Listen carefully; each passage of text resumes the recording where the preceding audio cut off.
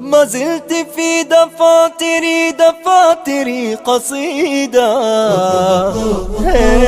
وفي ظلال أعيني كشمعة جديدة،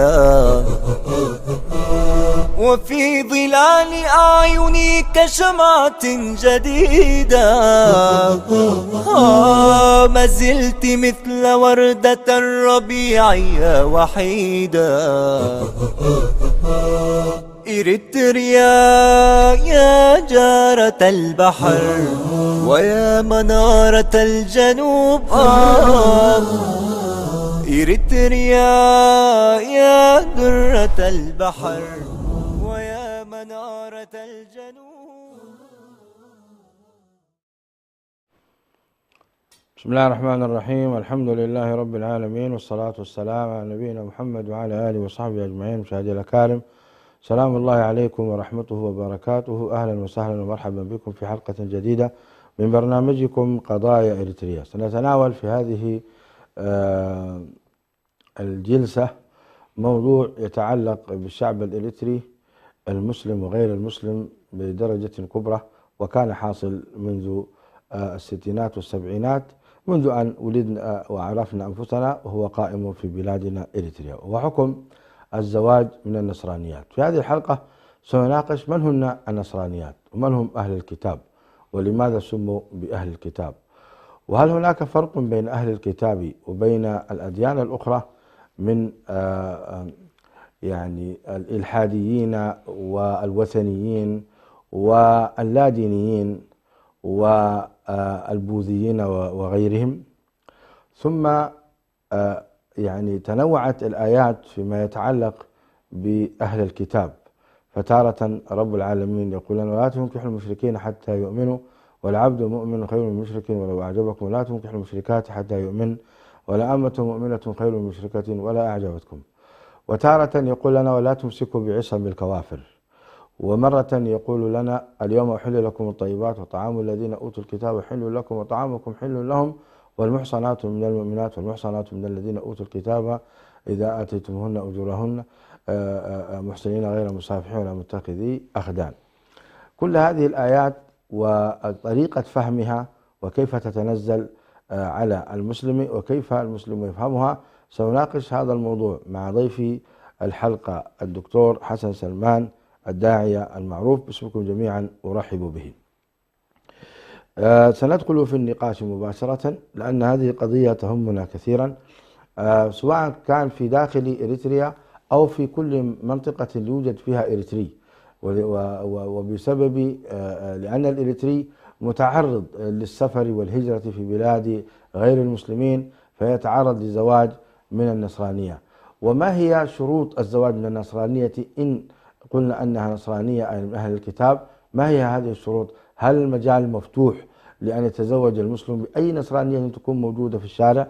كذلك هل يجوز للنصرانية أن تزوج نفسها فتقول زوجتك نفسي، فبناء عليه يضاجعها ويستمتع بها؟ هل هذا يجوز؟ أيضا ما هي الشروط لضمان تربية الأبناء وصلاحهم؟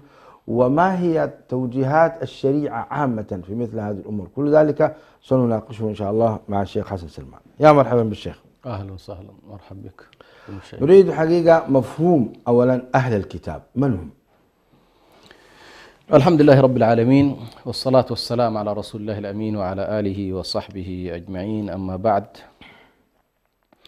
مفهوم أهل الكتاب هو أول من المفاهيم القرآنية الأصيلة، حيث فرق القرآن الكريم بالنسبة لغير المسلمين المخالفين لأهل الإسلام كملة، صنفهم إلى أصناف. فمنهم من سبق له كتاب وسبق له رسول، بغض النظر عما حصل من انحراف أو حصل من تبديل أو غيرها، لكن هو متبع لكتاب سابق.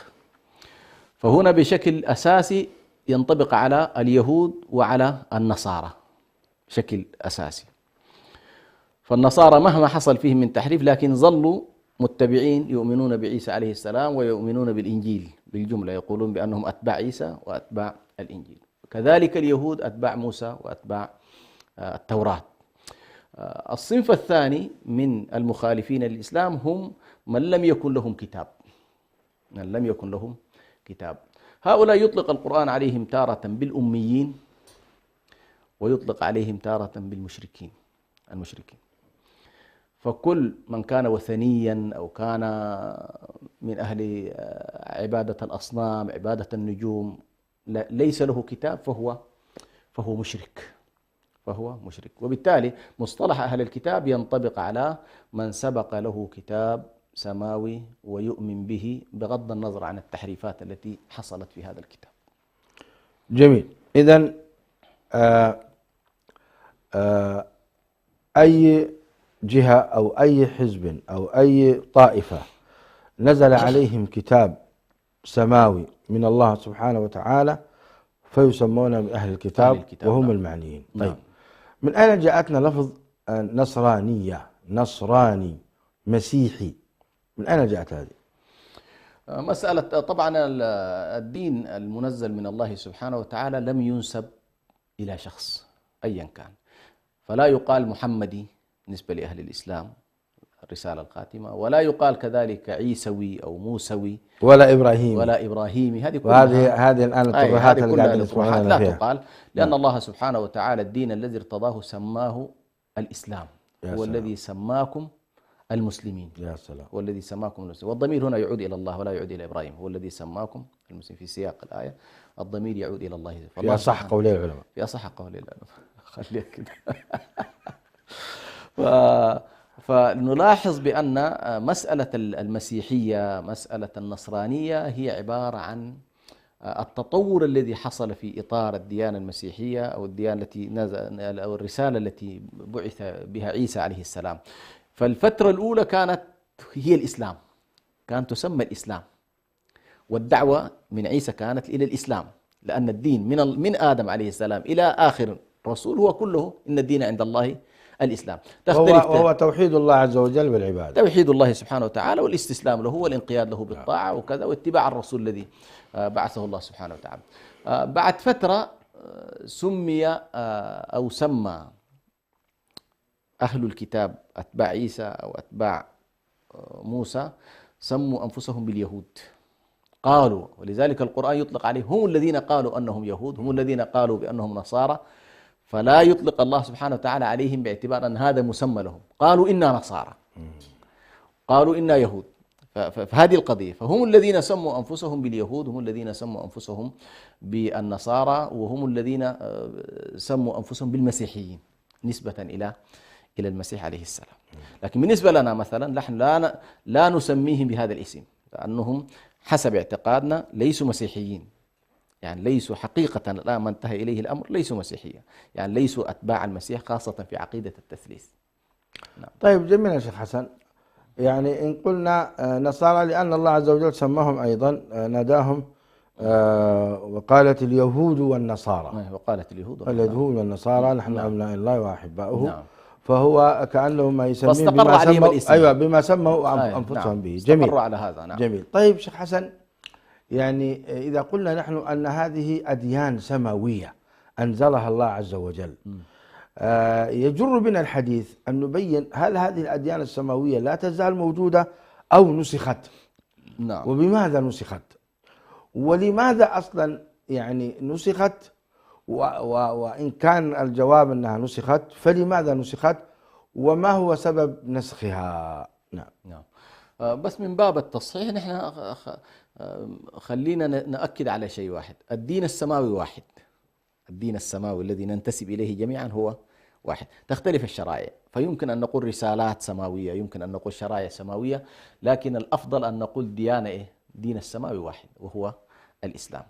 بالنسبة للأديان، بالنسبة للرسالات التي سبقت رسالة النبي صلى الله عليه وسلم بشهادة القرآن الكريم خضعت للتبديل والتحريف. هكذا يقول لنا القرآن، بأنهم بدلوا، بأنهم حرفوا، بأنهم غيروا. ويكفي خاصة النصرانية، يكفي أن الرسالة التي جاء بها عيسى عليه السلام هي التوحيد، توحيد الله سبحانه وتعالى، وعدم الإقرار بالتثليث مطلقا. يعني عيسى عليه السلام ما جاء ليقول بأنه ثالث ثلاثة ولا ليجعل من نفسه وأمه إلهين من دون الله، كما قال الله سبحانه وتعالى يا عيسى أأنت قلت للناس اتخذوني وأمي إلهين من دون الله، قال سبحانك ما يكون لي أن أقول إلا ما أمرتني به. فالله سبحانه وتعالى أمره بالتوحيد وبلغ عيسى عليه السلام هذا التوحيد، وبالتالي حصل تحريف على مستوى العقائد وحصل تحريف أيضا على مستوى الشرائع. فمثلا بعد القرن الثالث بالنسبة للمسيحية خضع التحريف العقائدي، فأدخلوا من خلال مؤتمرات الأساقفة والقساوسة أدخلوا التحريف وأدخلوا التثليث. جميل. ما ثم معنى بعد قوله فترة طيب ما معنى قوله تعالى وأنزلنا إليك الكتاب بالحق مصدقا لما بين يديه من الكتاب ومهيمنا عليه. أحسنت. بالنسبة لرسالة النبي صلى الله عليه وسلم ذات وظيفتين: هو الكتاب الشاهد على ما سبق، فيصحح لهم ما هو صحيح ويخطئ ما هو خاطئ، مثل عيسى عليه السلام. كما أن عيسى عليه السلام كان دوره بالنسبة لرسالة موسى مصدق وحادث أحيانا ومضيف أحيانا، فكل رسول يأتي بعد الذي يصدق ما كان معهم. فهنالك مثلا قضايا العقائد الصحيحة يؤمن عليها ويصدق عليها ويعطيها كما نقول نحن فرمان الختم إنه هذا صحيح. جميل. الهيمنة إنه هذا الكتاب الخاتم هو الذي يصحح الرسالات كلها. جميل. هو الذي يصحح الرسالات كلها بحكم ما يمتلكه من حقائق إلهية. إذن النصراني الصحيح واليهودي الصحيح الواجب عليهم أن يؤمنوا بالقرآن الكريم ويتبعوه. نعم. أن يؤمنوا بالكتاب الكريم ويتبعوه. نعم. صحيح. في قوله تعالى إن الدين عند الله الإسلام ومن يبتغي غير الإسلام دينا فلن يقبل منه. نعم. كيف نفهم هاتين الآيتين في ظل أننا نقول هم أهل كتاب؟ هنا أن يثبت القرآن لهم بأنهم أهل كتاب لا علاقة لها بأن هذا الكتاب منسوخ أو هذا الكتاب باطل أو هذا الكتاب معتبر. يشهد لهم من ناحية واقعية أنهم كان لهم كتاب، لكن طبيعة الرسالات الإلهية فيها النسخ، ما ننسخ من آية أو ننسها نأتي بخير منها أو مثلها. هذه في السياق الكلي. سبحان الله. معناه أن هذا القرآن الكريم عجيب. نعم. لا يعادي أصل المسألة لمعاداة أهل النصارى واليهود مثلا. لا يعادي. لا. رغم بل أنهم هنا سبحان الله بعض المالكية، أحد المالكية لعله في كتاب الذخيرة، قال لما كانت نسبتهم إلى كتاب وخاطبهم الله تعالى بيا أهل الكتاب جعل لهم منزلة تشريف وهي التزاوج مع المسلمين. أيوة. يعني شرفهم. ما هنا عين. ويمدحهم جل وعلا في قوله سبحانه وتعالى ذلك بأن منهم قسيسين ورهبان وأنهم لا يستكبرون. نعم. هذا القرآن يشهد. نعم. وهم هؤلاء أعداء وقاتلوا المسلمين وحاربوهم. نعم. وأرادوا يعني وصدوا عن سبيل الله، ومع ذلك لم يمنع القرآن أن يقول كلمة الحق في هؤلاء أهل الكتاب. نعم. فالله عز وجل يفرق بين أمرين: بين الحكم الأخروي على هؤلاء في أن والله رسالتهم ليست صحيحة وكتابهم حرفوه وبدلوه ولم يتبعوا رسولهم الذي أخبرهم بأنه سيأتي من بعد اسمه أحمد، فهذه كلها حصل فيها تبديل، ولكن مع ذلك خص لهم بعض الأحكام في العلاقات الاجتماعية مع المسلمين لم يجعلهم. اشتد غضب القرآن على اليهود في كثير من الآيات، ومنها وقالت اليهود يد الله مغلولة غلت أيديهم ولعنوا بما قالوا بل يداه مبسوطتان، وغيرها من الآيات التي اشتدت في النكير عليهم. كما أن القرآن الكريم أيضا كفر النصارى بقوله لقد كفر الذين قالوا إن الله ثالث ثلاثة، وهم النصارى الذين قالوا بهذا القول. فكيف تفهم هذه الآية شيخ حسن؟ هنا يمدحهم وهنا يكفرهم ويحذرهم. هو سبحان الله طبعا في حتات تحتاج فعلا إلى تشريح. لو رأيت اليهود من حيث فكرة التوحيد أقرب إلى المسلمين، والنصارى من حيث فكرة التوحيد أبعد من المسلمين. لكن سبحان الله موقف اليهودية من الإسلام نابع من حسد، وموقف النصارى من الإسلام نابع من جهل. سبحان الله. حتى عقيدتهم التثليثية وقعوا فيها من باب يعني ليس هروبا من الحق، ولكن وقعوا فيها من باب الجهل، باب الجهل، من باب فجعل نعم فجعل من كان جاهلا ضالا، وجعل من كان رافضا للحق مع علمه به مغضوبا عليه، فجعل النصارى ضالين وجعل اليهود مغضوب عليهم. لذلك الله سبحانه وتعالى لما أراد أن يحدد الموقف العملي، ما ممكن يكون في شخص بعيد منك جدا في العقيدة، لكن ممكن يكون قريب جدا معك في المعاملات، وفي شخص آخر قريب معك في العقيدة ولكن حاقد جدا يتمنى لك كل الشر والتدمير والنكاية. وبالتالي هنا القرآن يرسم لك فيما يتعلق بالعداوة إنه هذا والله رغم قربه منك عقائديا لكنه أبعد منك في الحياة، فاحذر منه، وينبهك إلى هذه المسألة. طيب شيخ حسن، مراحل تزاوج المسلم بالكافر أو بالكافرة، تزاوج المسلم بالكافرة، الأصل في الدعوة أن الجميع كان على ضلال وعلى كفر، سواء كان المشركين أو كان النصارى أو اليهود، فتقدم إليهم الدعوة فيسلمون. طيب إذا أسلموا ما حكم زوجاتهم معهم؟ ثم أيضا كيف نفهم قوله تعالى ولا تمسكوا بعصم الكوافر؟ يعني هنا الآن مسلم وزوجته كافرة، هل يبقون على الإسلام؟ وإذا هي أسلمت هل نعيد العقد مرة أخرى أو يكفي دخولها في الإسلام؟ ثم أيضا كيف أباح الله عز وجل لنا بالتزوج من النصرانية وهي في الأصل كافرة، والله عز وجل يقول فيها لقد كفر الذين قالوا إن الله ثالث ثلاثة. هذه مراحل بالتفصيل شيخ حسن نحتاج أن نناقشها لأنها قضايا. فأول قضية ما هي مراحل التزوج؟ نعم أحسنت. أول خلينا نؤكد على مسألة مهمة جدا، وهو أن الإسلام عندما جاء لم يبطل العقود التي كانت من قبل. الأنكحة ما أبطلها، كل الأنكحة والعقود ثبتها أبقاها، وبالتالي انتقلوا الاثنين مع بعض إلى الإسلام، خلاص أبنائهم شرعيين وأوضاعهم طيبة وما في أي إشكال. إذا انتقل أحدهم والآخر لا. سأتي لكن هذه الجزئية الأولى أن الإسلام فيما يتعلق بالعقود والأنكحة اعتبر كل الأنكحة التي حصلت في الجاهلية صحيحة، حصلت في ظل النصرانية صحيحة، ينتقل مع زوجته ويدخل في الإسلام والأمر طبيعي. هذه الأصل العام. كيف تعامل في المراحل الأولى؟ ما كان في مشكلة في الشريعة في إنه والله هي مسلمة وهو كافر أو هي كافر وهو كان عادي. في مكة المكرمة لم يدخل معهم القرآن الكريم، لأن المسألة لها علاقة بمفهوم الولاية، ستأتينا إن شاء الله قضية الولاية العامة والولاية الكبرى وكذا، لها علاقة، لأن في النهاية سيثبت في إطار الولاية العظمى ستثبت للرجل ولاية خاصة في داخل المجتمع المسلم، وهو ولايته على زوجته، ولايته على أبنائه. هذه الولايات ستأتي ضمن مفهوم الولاية. في مكة لم يشرع هذا الموضوع، تركوا هكذا إلى أن انتقل النبي صلى الله عليه وسلم إلى المرحلة المدنية. يبدو والله أعلم أول ما نزل في هذا الموضوع سورة البقرة، باعتبار سورة مبكرة في نزولها إلى في النزول، وهو قول الله تبارك وتعالى ولا تنكحوا المشركات حتى يؤمنن ولا تنكحوا المشركين حتى يؤمنوا. إذن أول شيء منعه الله سبحانه وتعالى التزاوج مع المشركين. لاحظ هنا الآن الآية سكتت عن موضوع أهل الكتاب، ولو لم تأتي آيات أخرى لشملها ذلك، يعني أهل الكتاب لدخل، لأنه ظاهر الآيات أنه يثبت أنهم مشركين في آيات أخرى، وبالتالي حكم المشركين إذا جاءت هكذا يدخل فيه أهل الكتاب. طيب ستأتينا مرحلة أخرى كيف استثناهم الله سبحانه وتعالى.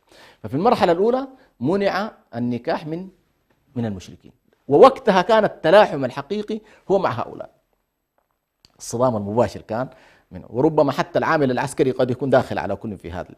ثم جاءت بعد ذلك مرحلة أخرى تؤكد فصل تحريم زواج المسلمة مطلقا من الكافر، زواج المسلم من الكافر، وهي في سورة الممتحنة. هذه بعد صلح الحديبية. بعد صلح الحديبية النص كان يقول بأن والله الوثيقة كانت تنص على أن أي مسلم ينتقل يأتي إلى النبي صلى الله عليه وسلم النبي يرده. الوثيقة كانت هكذا. طيب اتضح أنه في نساء بدأوا يهاجرن. فالله سبحانه وتعالى، وهذا سبحان الله طبعا لأن الله عز وجل غير ملزم بوثائقنا نحن الأرضية، يعني في نهاية المطاف هو صاحب أبطل الحكم. الله عز وجل أبطل الله هذه بالنسبة الجزئية للنساء. ونسخها منه والتزم بها النبي صلى الله عليه وسلم، التزم بها. فالله سبحانه وتعالى قال يا أيها الذين آمنوا إذا جاءكم المؤمنات مهاجرات فامتحنوهن. امتحان هو الاختبار وسؤال وتحقيق معهم هل فعلا هي فارة بدينها أم فارة لأنها متعلقة بشخص مع المسلمين. يعني شوف الإسلام سبحان الله كيف كان حريص أنه يجب أن تكون هجرتها لله وهجرتها للإيمان، هجرتها للإسلام، وأن الزوج مفارق لها. هنا ماذا يفعل النبي صلى الله عليه وسلم؟ يفصلها عن الزوج ويشوف إيش دفع هذا الزوج فيرد له ماله، وهو معاهد طبعا، هؤلاء معاهدين، يبعثوا له وقية ولا وقيتين من الذهب اللي يمكن دافعة وترسل إليه. يا سلام. فيكون أبطل العقد لكنه لم يبطل. وآتوهم ما أنفقوا. أيوة آتوهم ما أنفقوا. يا الله. أيوة آتوهم ما أنفقوا. هذا الدين عظيم. أي سبحان الله. شوف يعني ما مبني قال على العدالة. مبني على العدالة، مبني على رعاية الحقوق، على رعاية. نشهد أن لا إله إلا الله ونشهد أن ثم محمدا رسول الله. في مرحلة ثالثة الآن سورة البقرة، سورة المائدة، المرحلة الأخيرة اللي هي اليوم أحل لكم الطيبات وطعام الذين أوتوا الكتاب حل لا لكم. لحظة بس قبل ما ننتقل لهذه النقطة. يعني قال لا هن حل لكم ولا هم يحلون لهن. أيوة. لا هن حل لهم نعم. ولا هم يحلون لهن. نعم. هنا الآن الكوافر، أين؟ الكافرات المشركات. نعم. لا تحل للمسلم يحل للكافرة ولا الكافرة تحل له للمسلم. حتى الآن هذه الآية وضحت أنه يعني بعض الناس يسأل يقول أين تحريم زواج المسلمة من النصراني؟ نعم هذه الآية أين واضحة. كتاب الله؟ نعم. هذه الآية واضحة جدا. أيوة. يعني وسوف نناقش هذا الموضوع إذا يعني سمح لنا الوقت. نعم. سنناقش حكم زواج المسلمة من الكتاب النصراني. نعم. هل يسمى زواج أصلا؟ سنتحدث عن هذا. فهنا الله سبحانه وتعالى أبطل زواج المسلمة المهاجرة، لكن ممكن تكون في شبهة أخرى. طيب ما معنى ولا تمسكوا بعصم الكوافر؟ لأن في نفس سياق الآيات ذكر الله عز وجل هذا. أيوة. هنا أراد الله إبطال أيضا المسلمين الذين كانوا تحت عصمتهم نساء كافرات يجب أن يطلق صراحة. فك الارتباط. المشركة فكها خلاص فكها الآن. فكها إما أن تسلم وإما خلاص مع السلامة. أيوة. ولا تمسكوا بعصم الكوافر. لا تجعلها تحت عصمتك. يا سلام. اطلق صراحة. جاءت المرحلة الثالثة. أيوة. وهي مرحلة سورة المائدة. نعم. وهذه آخر طبعا ما نزل من الكتاب. نزلت في السنة العاشرة. نعم. وفيها طبعا قضايا العهود والعقود وكذا، بدأت بأوفوا بالعقود. من ضمنها قال اليوم أحل لكم الطيبات وطعام الذين أوتوا الكتاب حل لكم وطعامكم حل لهم والمحصنات من المؤمنات والمحصنات من الذين أوتوا الكتاب من قبلكم إذا آتيتموهن أجورهن محصنين غير مسافحين ولا متخذي أخدان. أبطل كل أشكال العلاقات. ما ممكن واحد أيضا تحت هذه الآية يقيم علاقات مع كتابية لكن ليس بعقد صحيح ولا يراعي الإحصان، بل إنما يبنيها على العشق وعلى الغرام وعلى كذا، ولا يجعله عقدا صحيحا. هذه سنأتي إليها إيش الشروط أصلا اللي ممكن نحن نلتزم. هنا وضحت الآن الصورة تماما بأن والله لو افترضنا أن آية البقرة كانت شاملة للجميع فإن الله سبحانه وتعالى استثنى أهل الكتاب من ذاك الحكم. جميل. من يقول والله أصلا ما كانت داخلة هذا ريح نفسه. اللي يقول أصلا أهل الكتاب لم يكونوا داخلين في المشركين، منهم من يقول ذلك، يعتبر هذه الآية ليست تخصيص. ومن أدخلهم فهذه الآية ومن أدخلهم هذه الآية أخرجتهم فخصصت الاسم. وهنا يعني حتى لو قيل بالنسخ فهو النسخ الذي يطلقه السلف ما كانوا يقصدون. طيب هنا حقيقة حصل جدال كبير، نريد أن يعني نشير إليه إشارة خفيفة. نعم. أنه كيف يعني أهل كتاب رغم أنهم رب العالمين كفرهم وقال أنهم يعني قد ضلوا وغلوا في دينهم، وباعتبار وبهذا تعتبر النصرانية مشركة لأنها تقول باسم الأب واسم الروح وروح القدس، باسم الأب واسم الابن وروح القدس. نعم. يقولون أن هذه مشركة، وأن المقصود بالكتابية هي الموحدة من طائفة الموحدين. نعم. التي تقول باسم أم، أو تقول تؤمن بأن الله واحد، أن عيسى رسول، تمام، ولا تؤمن بالابن ولا بروح القدس. فهذه هي الكتابية المقصودة، وليست الكتابية المقصودة الأخرى. ويقولون أيضا أن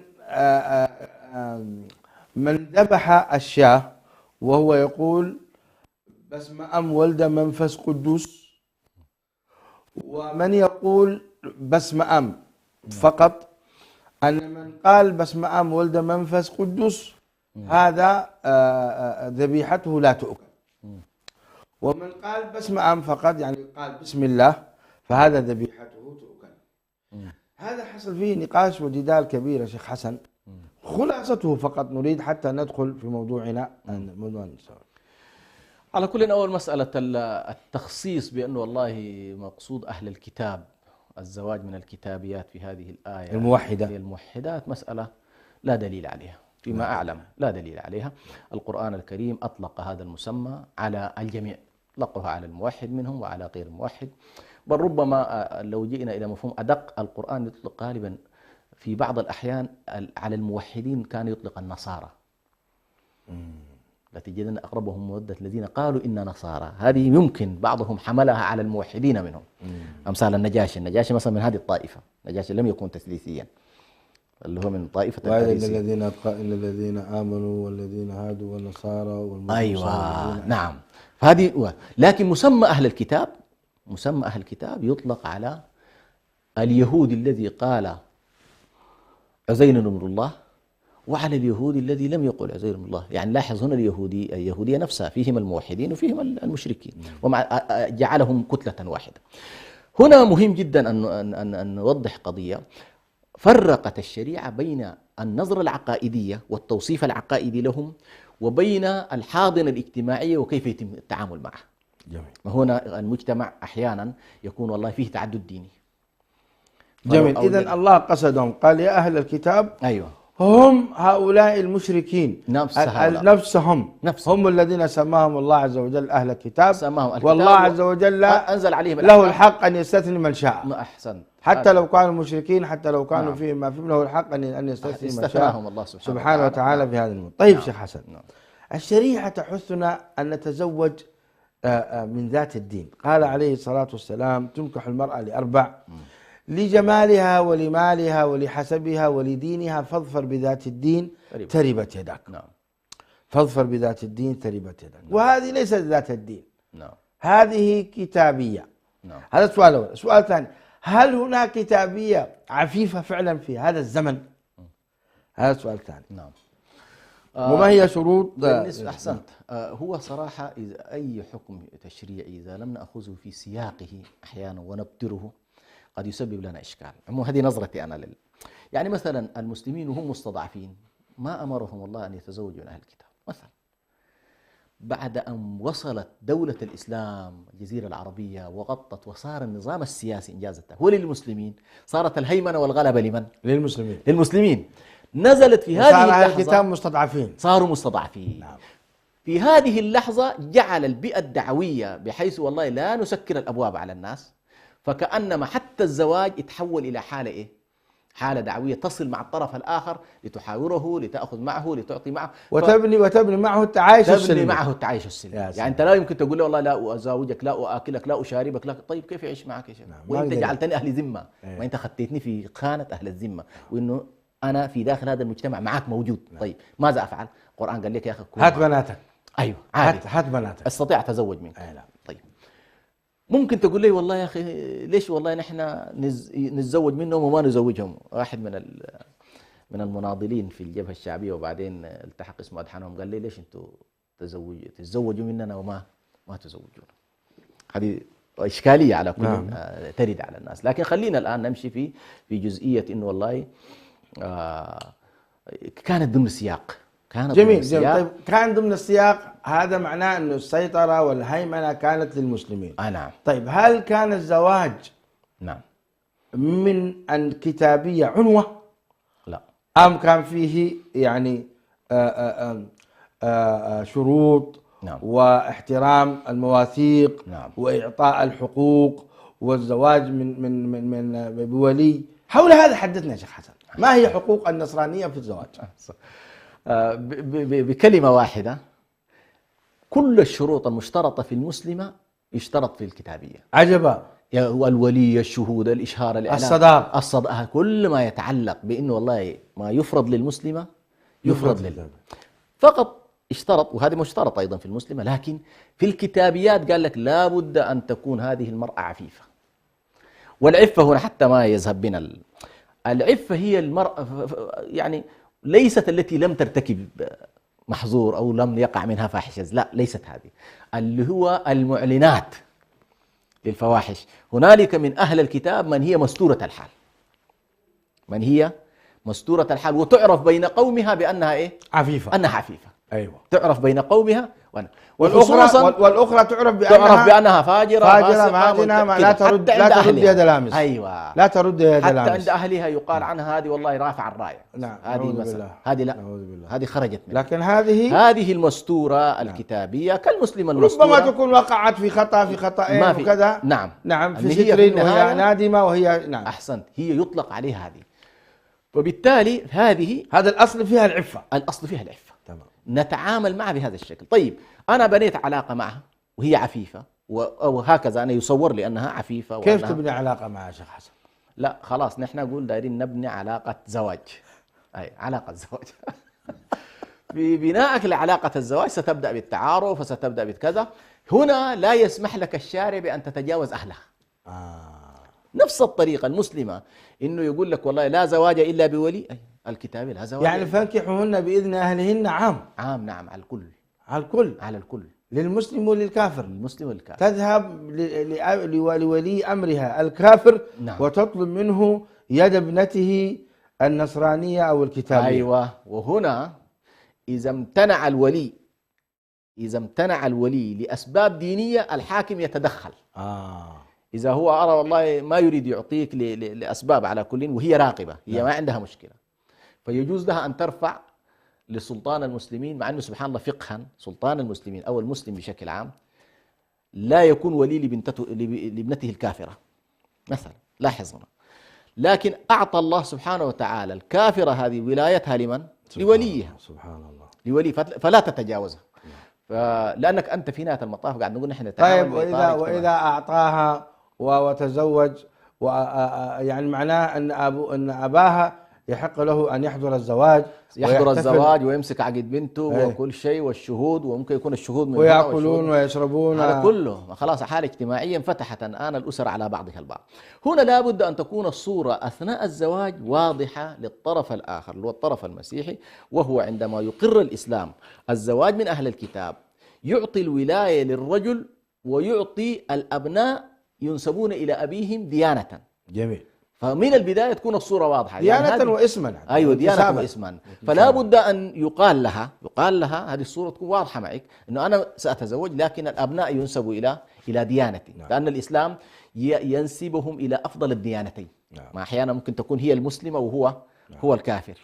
أحيانا بعض الزيجات يحصل ينسب الأولاد بس احنا قلنا لا يجوز الزواج النصراني من المسلمة. لا، على افتراض أنه حصل ذلك، فالأصل أن الأولاد ينسبون إلى ديانة. طيب حتى لا نخرج من موضوعنا شيخ حسن. نعم. نحن الآن أصلنا على المسألة. نعم. وأجزنا الزواج من النصرانية كما أجازها قبل ذلك، يعني ربنا بناء على أن الله أجازها سبحانه وتعالى. نعم. نأتي إلى الواقع الآن. نعم. واقع داخل إريتريا وواقع النصرانية خارج إريتريا. نعم.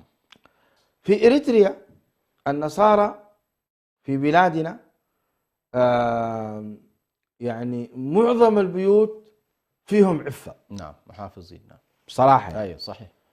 معظم متشددين كمان. أيوة. في الموضوع. نعم. معظم البيوت بل عندهم عادات أحيانا قد تكون صعبة جدا في هذا الموضوع. نعم جدا. ولذلك أي نعم. فالعفة سبحان الله يعني موجودة. نعم. والتي ليست بعفيفة معروفة. نعم صدق. زي صماقيت سوا، زي بانديرا اللواء، يعني معروف عندنا. نعم صحيح. في بلادنا هذا معروف. نعم. طيب آباءنا رحمهم الله وغفر لهم تزوجوا من النصرانيات، نعم. لكن ما من أب تزوج إلا قال للنصرانية أسلمي، فإذا أسلمت دخلت في الإسلام تم العقد. تعليقكم حول هذا؟ نعم. هذا على كل سبحان الله زي ما يقولوا مقدمة خير يعني، لأنه هي في نهاية المطاف لا إكراه في الدين.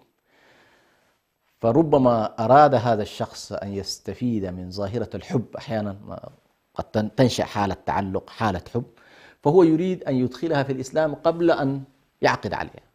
الشريعة ما أمرته بذلك، لكن أنا هنا أنزله منزلة الدعوة ويدعوها إلى الإسلام، يدعوها إلى الإسلام، لكن لا يكرهها عليه. أنا لا أعلم حقيقة. نعم. النتيجة تمت مع مسلم في داخل إريتريا ومسيحي أو نصرانية. نعم نعم. وهي ثابتة على دينها وهو على دينه كمسلم. نعم. لا أعلم هذا. ماذا إذا كنت تعلم؟ هو بنفس الطريقة. لأن حقيقة أيوه. المحاكم في إريتريا تمضي العقود إذا أسلمت. عجيب. نعم. إذا أسلمت يسمونها مسلمين. نعم. يعني كانت نصرانية فأسلم. هذا كثير. هنا خلينا نرجع إلى البيئة الاجتماعية تساعدنا في فهم أيوة. البيئة الاجتماعية هو أن النصارى كمذاهب لا يعترفون أصلا بالزواج فيما بينهم، هذه إشكالية. ولا يعترفون بزواج هذه النصرانية من المسلم، في دينهم لا يعترفون. كونه والله هي خرجت من العباءة وتعاملت معك، هذه قضية أخرى. وبالتالي والله أعلم هؤلاء الذين يشترطون هذا الاشتراط يريدوا أن يخرجوا من اختلاف الدين اللي الطرف الآخر يجعلهم لا يعترفون بهذا. لاحظت؟ يعني مثلا الآن نحن، ودي واحد من القضايا اللي أنا كنت أقولها للمناضلين النصارى، أقول لهم يا أخي نحن لما نأخذ النصرانية نعترف بشريعة، نعترف بعيسى ونعترف بالإنجيل ونؤمن بأن هذه رسالة سابقة ونحترمها ونأخذها معنا، بل الفقه في تفاصيل ونأخذها بمهرها وبل في تفاصيل أنه لا يعتدي على دينها ولا يكرهها، ولو ماشى الكنيسة بيوصلها وبينها يقول لها تطلع إليه الساعة يعني في حاجات ما بتقدر أنت تتصورها في الفقه الإسلامي. موجودة. لا إله إلا الله. أنا أقول لهم أنتم ما تعترفوا، ولا يمنعها من شرب الخمر ولا يمنعها من أكل الخنزير ولا هذا كلها. نعم، في خاصة نفسها ما عندها إشكال، فيراعي هذه الخصوصية. أقول لهم أنتم عندما تأتيكم المسلمة لا تعترف بمحمد ولا تعترف برسالتي ولا بالقرآن ولا بشيء، فأنت منتهك سلفا. فواحد من الإخوة المناضلين قلت له يا أخي أنت رئيس حزب، لو قلت لك والله يا أخي حزبك ده أصلا لا يعني عندي شيء ولا أعترف بك ولا برئاستك ولا بحزبك، تجلس معي؟ قال لي ما بجلس معك. قلت له يا أخي اعتبروها بس نحتج عليكم في أنكم لا تعترفون برسولنا. صحيح. بينما نحن نعترف ونعطيها حقوق ونطلع وننزل في سبيل خدمتها وألا ننتهك لها الخصوصية، خصوصيتها الدينية، ونراعي هذا الموضوع. فهذه القضايا جميل طرح جميل. فيبدو والله أعلم الذين يشترطون يعرفون هذا الواقع.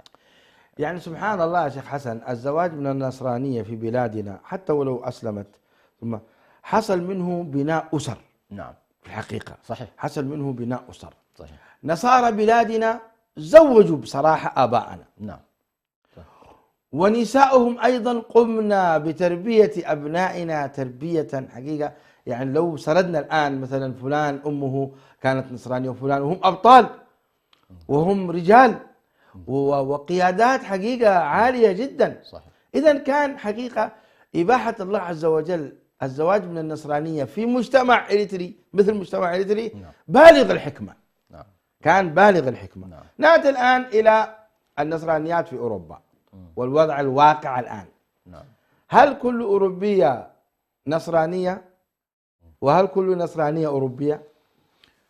أحسنت. بمعنى الآن الديانة الموجودة في أوروبا ما هي؟ هل هي الإلحاد؟ هل هي اللا وجود أصلا؟ هل هي النصرانية؟ وهل الأوروبيات النصارى ملتزمات بدينهن ويدخلن على الكنائس أو لا؟ تمام؟ فهذه قضية وإن كان انتهى البرنامج، لكن نريد تفصيلها سريعا. لأن هو لا بد أن نفرق خاصة في واقعنا المعاصر بين من يعلن بشكل سافر خروجه عن الدين وعدم اعترافه بالإله، وهذا خلاص هذا يصنف في دائرة الإلحاد.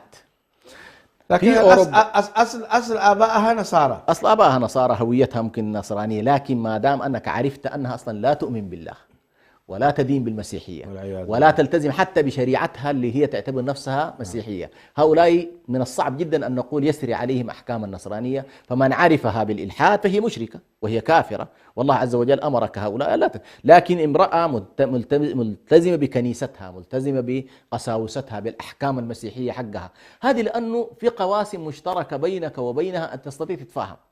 أما هذيك لا تستطيع أن تجعلها زوجة، بل تلحق بحكم المشركة. سريعا، شروط الزواج من النصرانية ماذا عليها أن تكون؟ أن تكون محصنة اللي هي عفيفة، وألا تكون مشتهرة طبعا بالزنا. الأمر الثاني الولي يكون حاضرا، والإشهاد والمهر، وألا يكون الزواج زواجا سريا بحيث ما تريد أن وأن تكون نصرانية بحق. أن تكون نصرانية بحق. كتابية، أن تكون كتابية. طيب، في 30 ثانية يا شيخ حسن، نصيحتكم للمسلمة التي تزوجت نصراني كافر، وتظن أن زواجها هذا زواج صحيح، نصيحتكم لها في 30 ثانية. والله والنصيحة لها، والأمر خطير طبعا. لو تزوجت وهي تقول هذا حلال كفرت والعياذ بالله، كفرت وارتدت.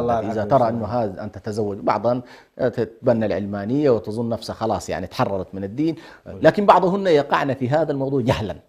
هذه مرتكبة لكبيرة من الكبائر، وهي في وجودها مع زوجها زانية وعقدها ليس صحيح، وأولادها لا ينسبون إليه، يعني لا ينسبون النسب الصحيح على كل. وبالتالي نحن ننصح إن شاء الله سواء في أوروبا أو في غيرها أن تفسخ العقد وأن تبدأ في مسيرتها أو أن تدعو زوجها إلى الإسلام ثم تجدد. هذا الرجل ليس زوجها طبعا، نعم، لكن هذا الرجل الذي الآن يمارس معها هذه الرذيلة، نعم، تدعوه إلى الإسلام، نعم، فإن دخل في الإسلام فأهلا وسهلا، وإلا فتفسخ. نعم. مشاهدينا الكرام، كنا في حديث ماتع معكم حول موضوع كبير جدا، حقيقة لا تكفيه 10 حلقات. لو ناقشنا هذا الموضوع بجذوره وتفاصيله فلا تكفيه 10 حلقات، فضلا عن حلقة واحدة، لكن هو مناقشة ما يحصل في بلادنا من الأمور. ونحن الآن تكلمنا، إن شاء الله نكون قد تكلمنا بشهادة الحق على ما يحصل في بلادنا من التزاوج.